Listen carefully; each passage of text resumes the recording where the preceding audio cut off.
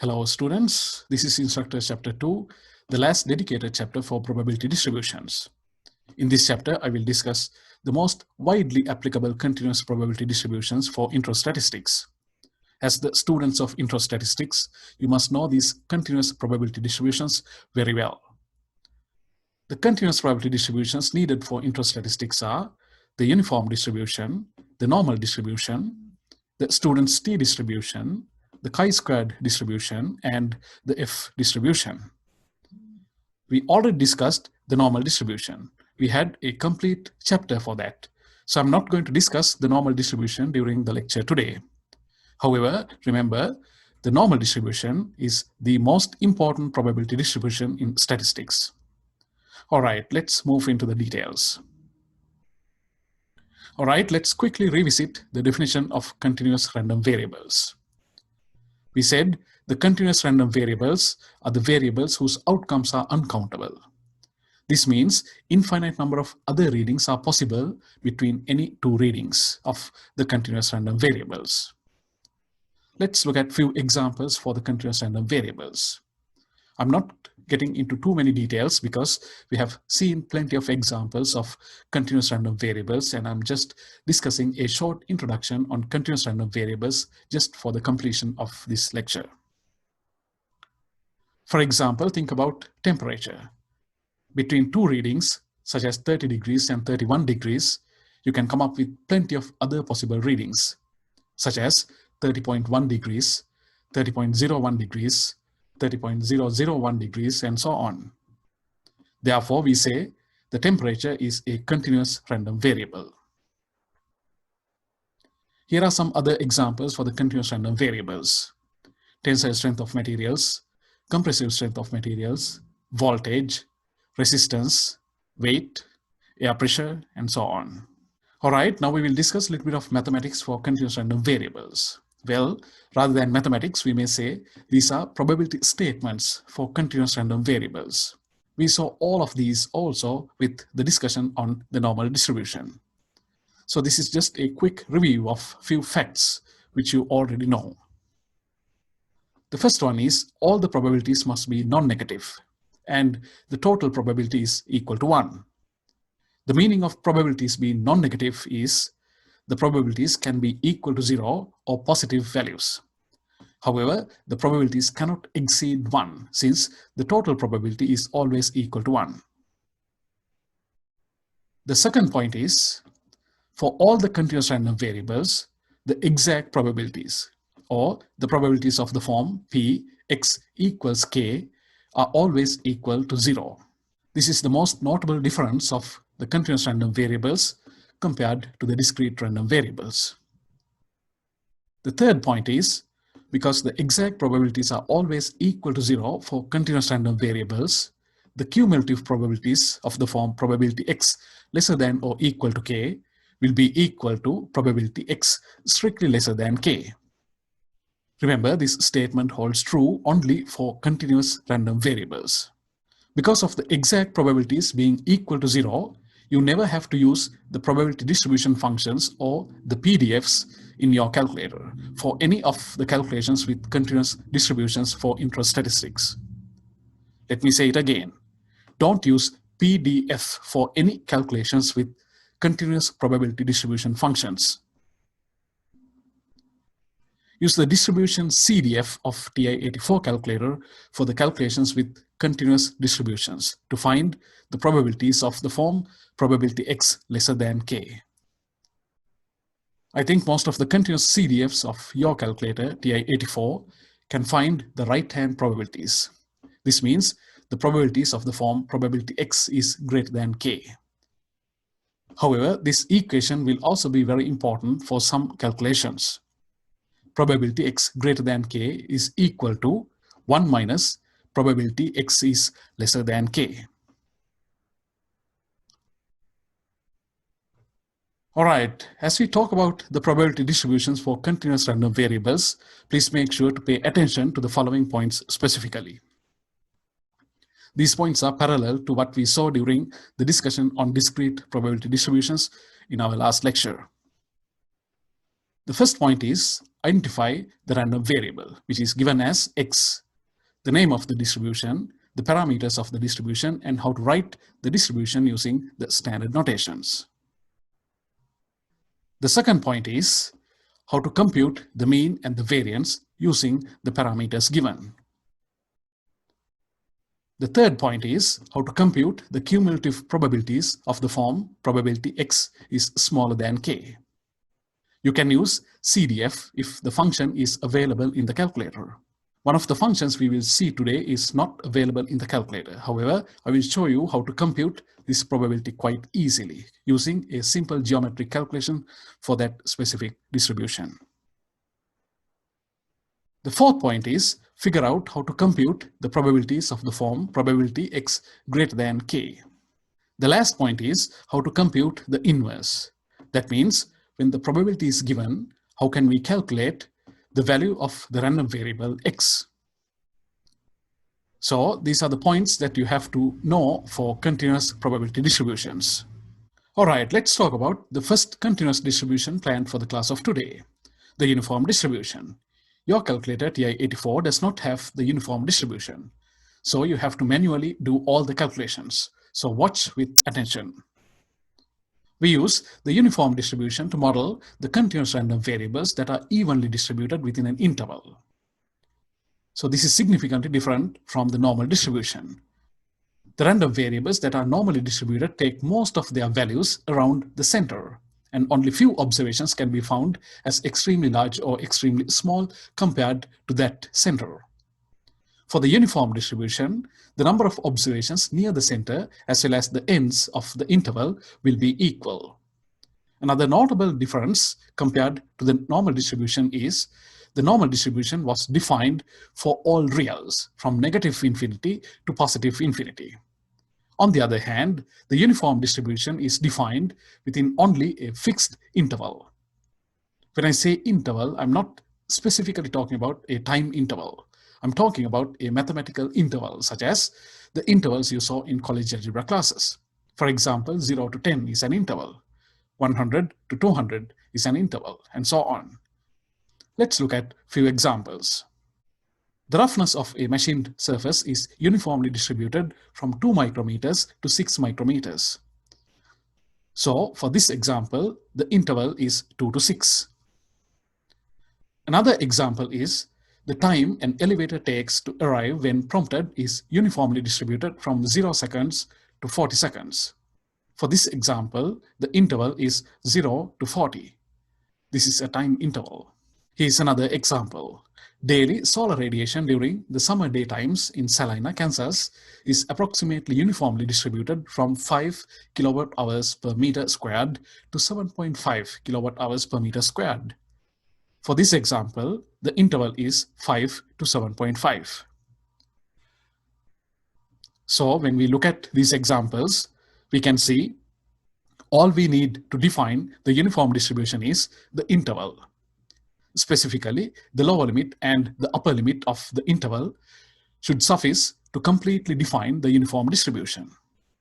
Therefore, the lower limit and the upper limit are called the parameters of the uniform distribution. All right, let's formally define the uniform distribution. Let x be a uniformly distributed continuous random variable within the interval a to b. Note that a is the lower limit and b is the upper limit. A and b are the parameters of the uniform distribution. Here is the graph of the distribution, uniform a to b. Since the total probability should be equal to 1, this rectangular shape should have an area of 1 unit. Therefore, the vertical height of the rectangle should be 1 over b minus a. Note that the length on the x-axis is b minus a. Then we have 1 over b minus a times b minus a, which is equal to 1. Here's the standard notation. We write it as x is distributed uniform from a to b. You write this interval as a closed interval, so we use closed brackets. Here are the mean and the variance. The mean is equal to a plus b divided by 2. the variance is equal to b minus a, everything squared, divided by 12. Let's now see how can we compute a cumulative probability of the form probability x is lesser than k. The algebraic equation is this: k minus a over b minus a. The algebraic equation is not the best way to do this calculation effectively. Always roughly draw the uniform distribution, show the points a and b, as well as the vertical height 1 over b minus a. After that, show the point k, which is in the probability statement x lesser than k. We need the probability x lesser than k. This means we need the area to the left from k. Since the distribution has a lower bound of a, this area technically is the area of the green rectangle shown on the screen. So what's the area of that green rectangle? On the x-axis, the length is k minus a. The vertical height is 1 over b minus a. So the area of the rectangle shown is a minus k times 1 over b minus a, which is k minus a over b minus a. However, when you need to compute probabilities, simply draw the distribution and calculate the probabilities using the area of the rectangle. All right, now if I need the probability x is greater than k, I can subtract the green area, which represents the probability x lesser than k, from 1. Otherwise, you simply find the area represented by the remaining blue rectangle from k to b on the x-axis.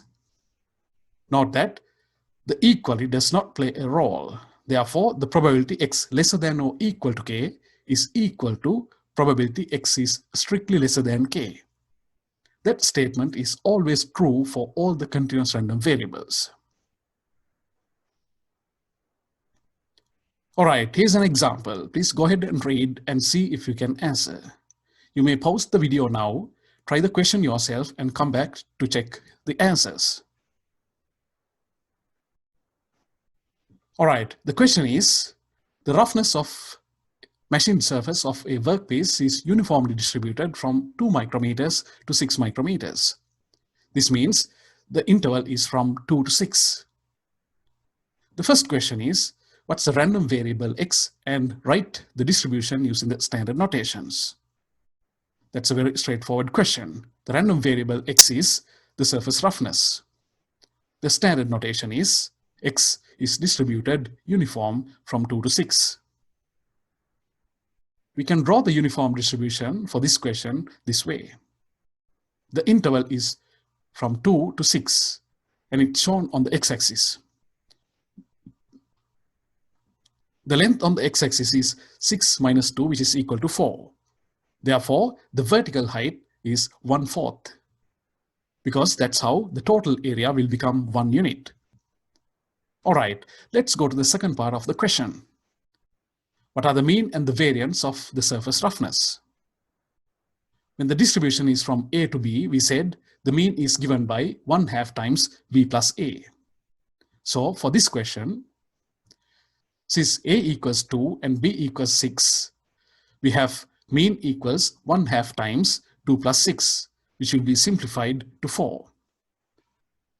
Similarly, the equation for variance was 1/12 times b minus a, everything squared.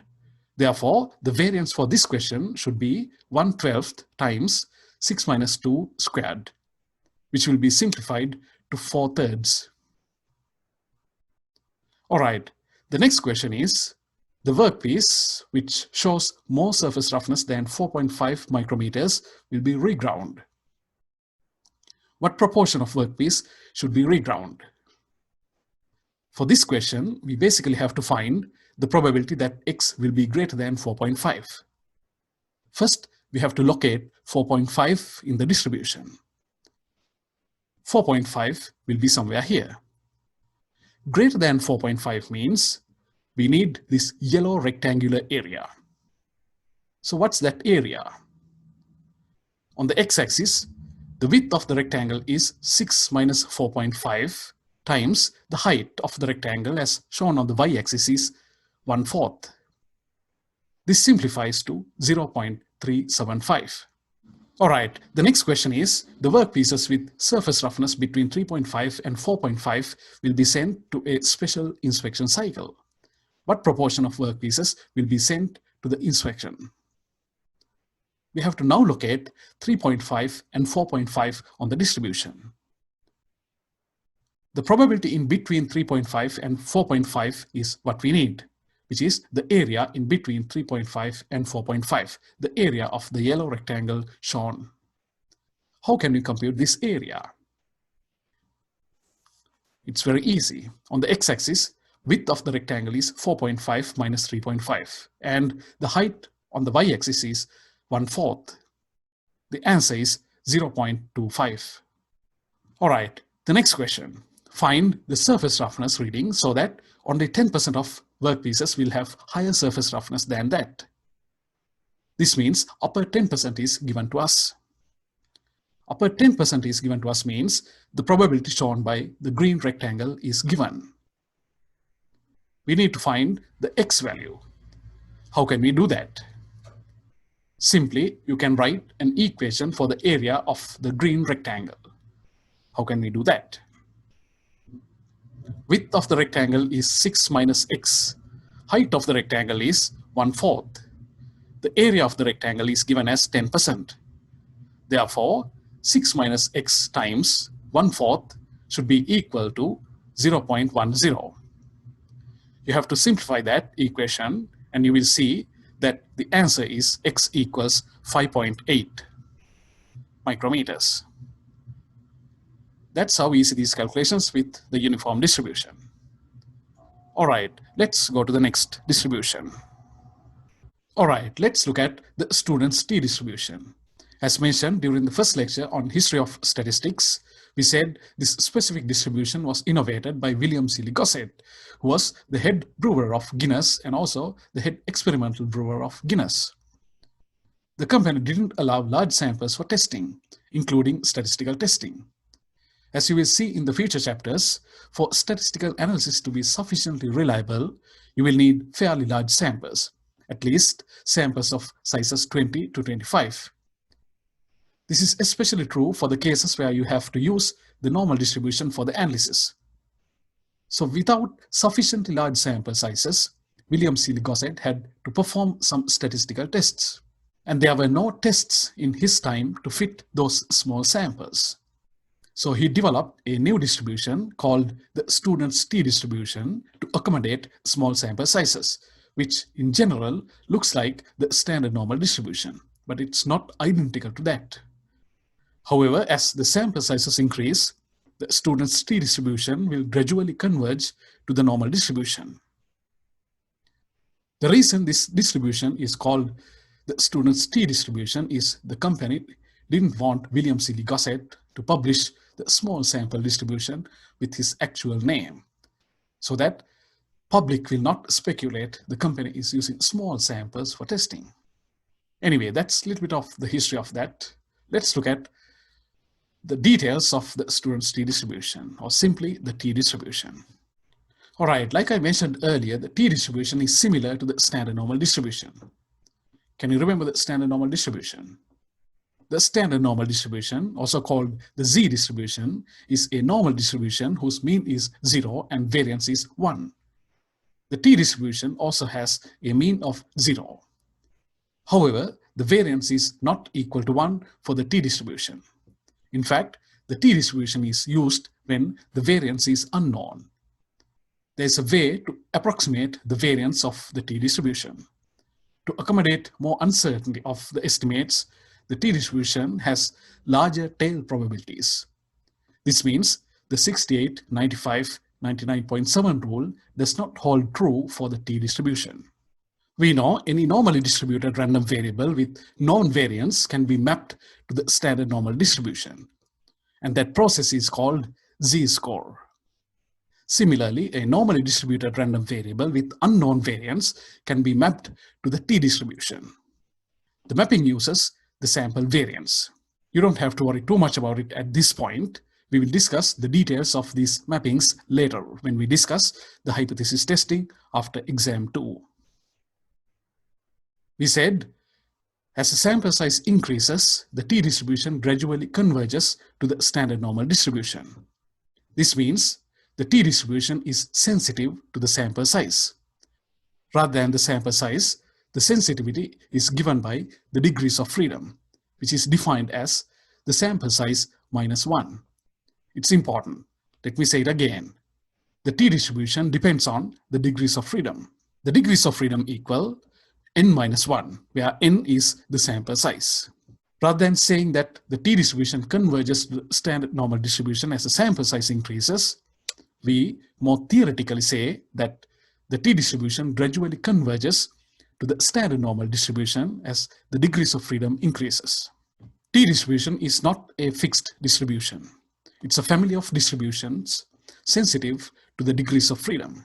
So here is a quick comparison between the standard normal distribution and the t-distribution. The standard normal distribution is given by the black bell curve. The red bell curve represents the t-distribution for degrees of freedom equal to 10. The blue bell curve represents the t-distribution for degrees of freedom equal to 20. As you can see, the blue curve, which has a higher number as the degrees of freedom, is closer to the black standard normal curve than the red curve, which has a lower number as the degrees of freedom. If you have a huge sample, theoretically speaking, a sample of size infinity, in that case, the t-distribution will overlap with the standard normal distribution. So theoretically speaking, the t-distribution with degrees of freedom equal to infinity gives us a distribution identical to the standard normal distribution. For the t-distribution, the mean is always equal to 0. And when you have the degrees of freedom, which is the sample size minus 1 or n minus 1, we can calculate the variance. The variance will be equal to degrees of freedom divided by degrees of freedom minus 2. All right, that's it about the t-distribution. I can only introduce the t-distribution at this point. We will see the applications of the t-distribution in the future chapters. I will not introduce the t-distribution again when we discuss those future chapters. So please make sure that you know and remember the stuff we discussed today about the t-distribution. The t-distribution is extremely useful, and it will be repeatedly used in the future for plenty of calculations. All right, let's move on to the next continuous probability distribution. All right, now what we are going to see is the chi-square distribution with k degrees of freedom. You write it like this in standard notations. Let's say that you have a standard normal random variable. You can have a collection of observations from that variable.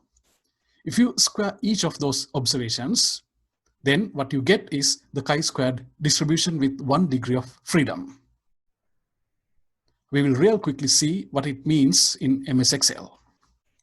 All right, here's the MS Excel spreadsheet. I have written Z on the top left cell. What I'm going to do for the column A, which has letter Z on yellow, is to create one random variable with 1000 random numbers from the standard normal distribution. You may create more if you like. You can create 25,000 random numbers to see this more clearly. In order to create the random numbers, I'll go to Data, Data Analysis, and then I have to scroll down until I see Random Number Generation.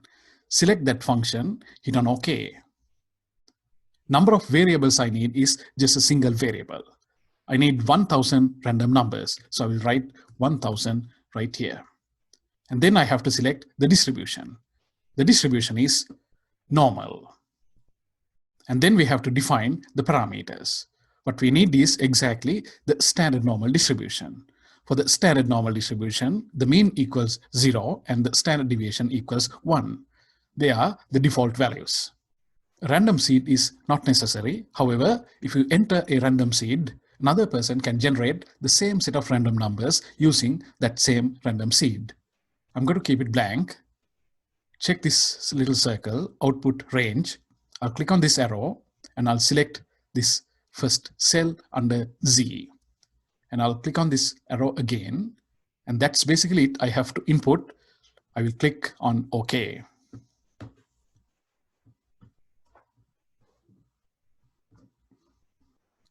All right, I have created 1000 random numbers from the standard normal distribution. Now, to the adjacent column, which is labeled as z squared on green, I will square all the standard normal random numbers on left. For that, I will select the first cell, write the equal sign, open parenthesis, select the first cell on left, close the parenthesis, and then include this sign and 2. That's how you can square a number.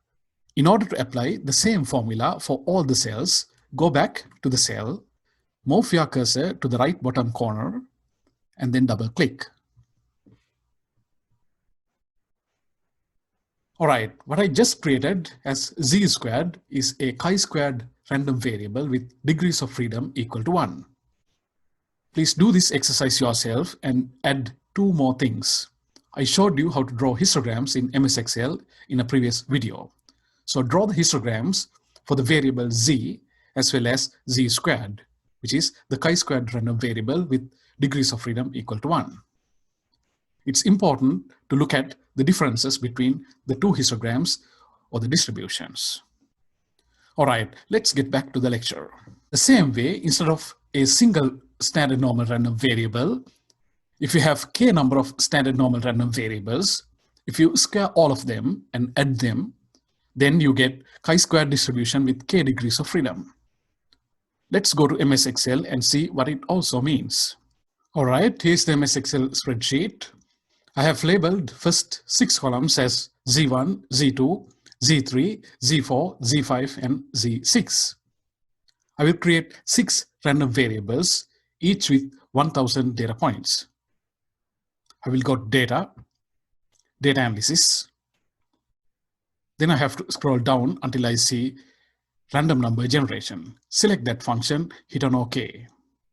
This time I need 6 random variables, each with 1000 data points. Therefore, I will enter 1000 right here. The distribution is the normal distribution.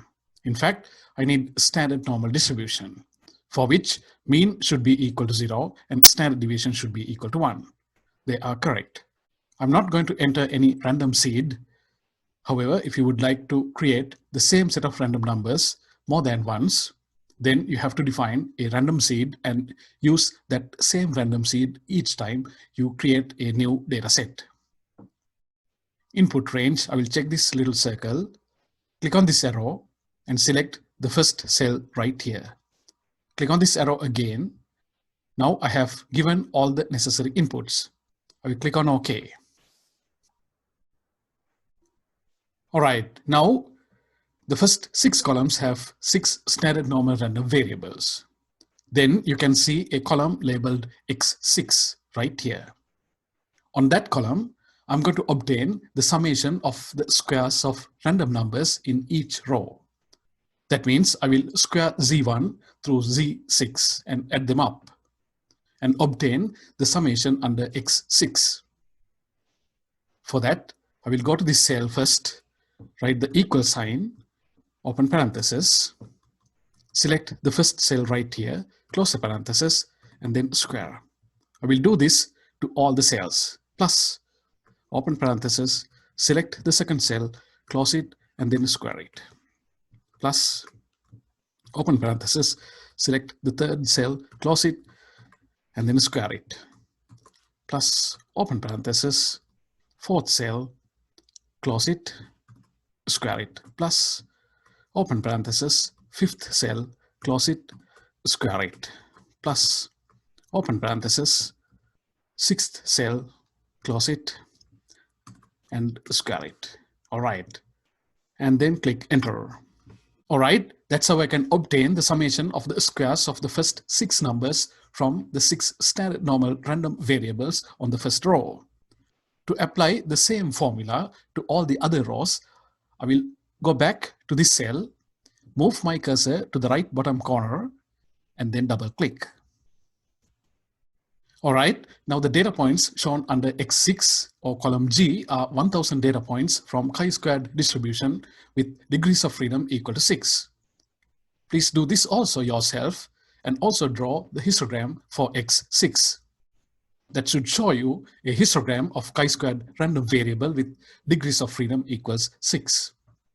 All right, let's get back to the lecture.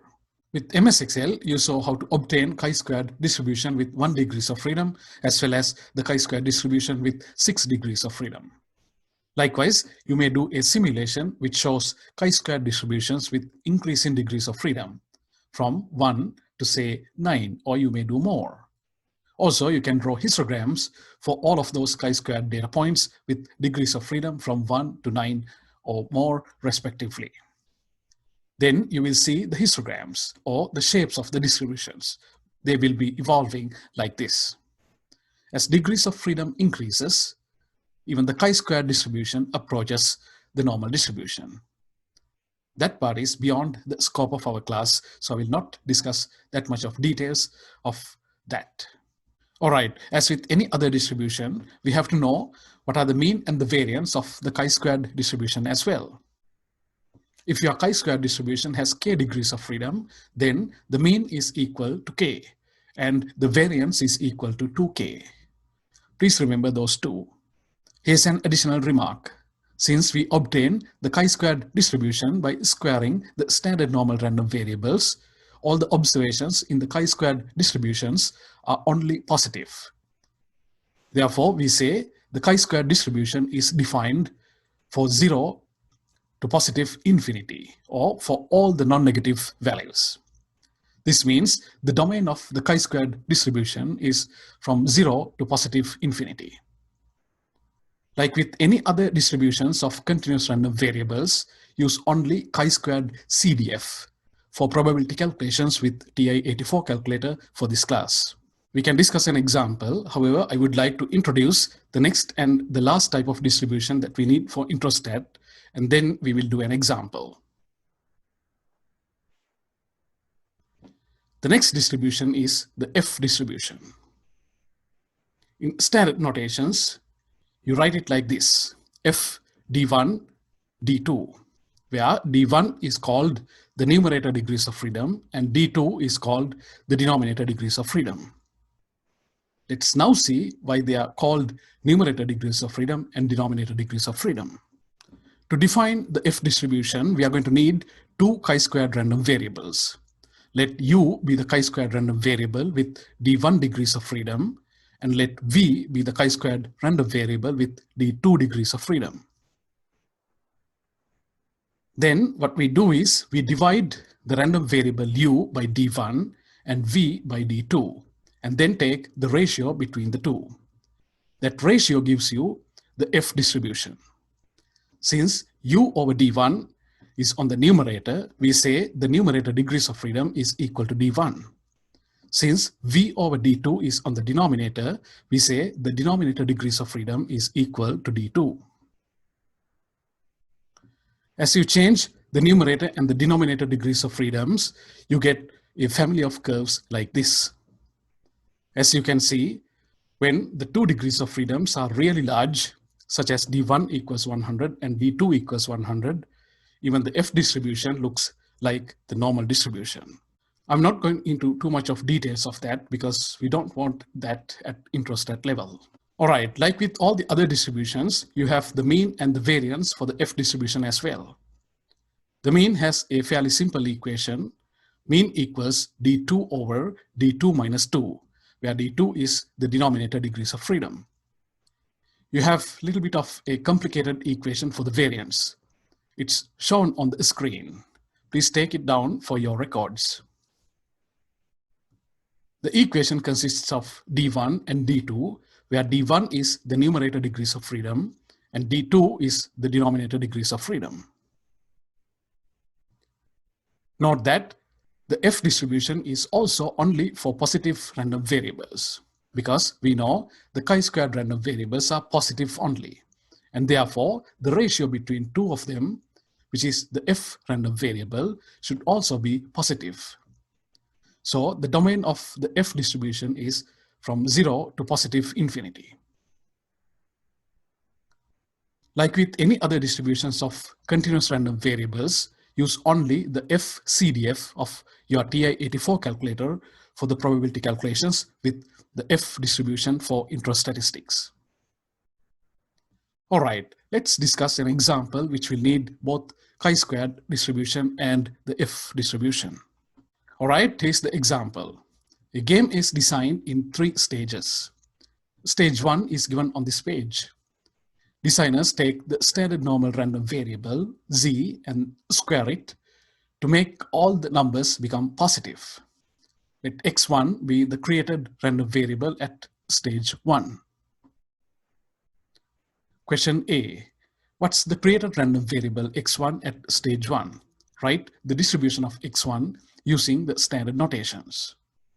So x1 is z squared. Since x1 was created by squaring a single standard normal random variable, the created variable x1 should follow the chi-square distribution with 1 degree of freedom. This is the standard notation. Question B. What's the probability that the created random variable x1 would be greater than 0.25? This is a right-hand probability. I need to use chi-squared CDF. Let's go to the calculator. All right, here's our calculator. We have to go to distributions and we have to select chi-squared CDF. So I will go to distributions, second, variables, that's where we have distributions, and then I will go down until I see chi-squared CDF.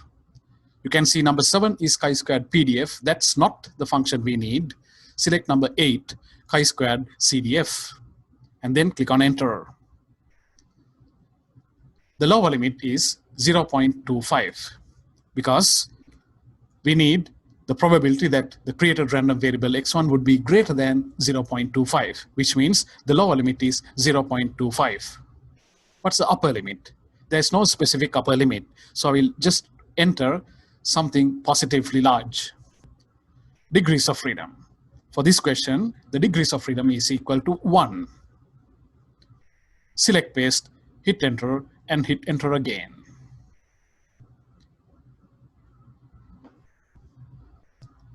So the answer is 0.61708. All right, let's go to the stage 2. At stage 2, the game designers take 6 standard normal random variables, z1, z2, up to z6, square them all, and sum them up. Let x2 be the created random variable at stage 2. Question C. What's the created random variable x2 at stage 2? Write the distribution of x2 using the standard notations. x2 equals z1 squared plus z2 squared plus all up to z6 squared. Since x2 was created by squaring 6 standard normal random variables and adding them up, x2 should follow a chi-squared distribution with 6 degrees of freedom. This is the standard notation. Question D. What are the mean and the variance of x2? For the chi-squared k distribution, the mean was k and the variance was 2k. For this one, k, or the degrees of freedom, is 6. Therefore, the mean is 6 and the variance is 12. Question E. What's the probability that the created random variable x2 would be lesser than 2.15? For this question, we have to use chi-squared CDF again with degrees of freedom equals 6 and the upper limit equals 2.15. Because we need a probability that x2 would be lesser than 2.15. Let's go to the calculator. I'll go to distributions, second, variables, that's where we have distributions, and then we have to go down until you see number 8, chi-squared CDF. Select that, hit on enter. What's the lower limit this time? We know the chi-squared distribution is defined for all positive values only. Therefore, the lower limit is not going to be negative infinity. The lower limit is 0 for chi-square distribution as well as for F distribution if you are finding a probability that lesser than a given value. So the lower limit for chi-squared CDF is 0 for this example. Upper limit is 2.15. Degrees of freedom is equal to 6. Select paste, hit enter, and hit enter again. All right, so the answer is 0.0946. Let's go to the next stage, the stage 3. At stage 3, the designers take the ratio x1 over 1 to x2 over 6 and call it the new random variable x3 of stage 3, where x1 and x2 were the random variables created at stage 1 and stage 2 respectively. We remember x1 was a chi-squared random variable with 1 degree of freedom, and x2 was a chi-squared random variable with 6 degrees of freedom. Question F. What's the distribution of x3? Find the mean and the variance of x3. When we take the ratio x1 over 1 to x2 over 6, it becomes a random variable from the F distribution with numerator degrees of freedom equal 1 and denominator degrees of freedom equal 6. This means d1 equals 1 and d2 equals 6. So what you see on the screen is the standard notation. Then we had this equation for the mean, d2 over d2 minus 2, which simplifies to 1.5. So the mean equals 1.5. Then we had this equation for the variance with d1 equals 1 and d2 equals 6. This simplifies to 11.25, which means the variance equals 11.25. Question G. What's the probability that the created random variable at stage 3 would be greater than 0.75? Now we have to go to FCDF in your calculator with numerator degrees of freedom equals 1 and denominator degrees of freedom equals 6 and lower limit equals 0.75. It's a lower limit because we need the probability that x3 would be greater than 0.75. Okay, let's go to the calculator. Second variables, that's why we have distributions, and I have to go down until I see FCDF. Number 9 is FPDF. That's not the function we need. We have to go to number 0, which is FCDF. Select that function, hit enter. The lower limit is 0.75. There's no specific upper limit. We can enter something positively large, such as 100,000. Numerator degrees of freedom is 1. Denominator degrees of freedom is 6. Select paste, hit enter, and hit enter again. So your answer is 0.4198. All right, this ends the discussion of all the probability distributions necessary for intro statistics. We will see these distributions being used in various future chapters, and I'm not planning to introduce those basics about the distributions once again when we discuss those chapters. In fact, I will directly use them. So this chapter is very important. Please don't miss the homework for this week. The homework of this week will be very important for the future success of this class. All right, then I'll stop the lecture now. Thanks for your class participation. Have a nice day.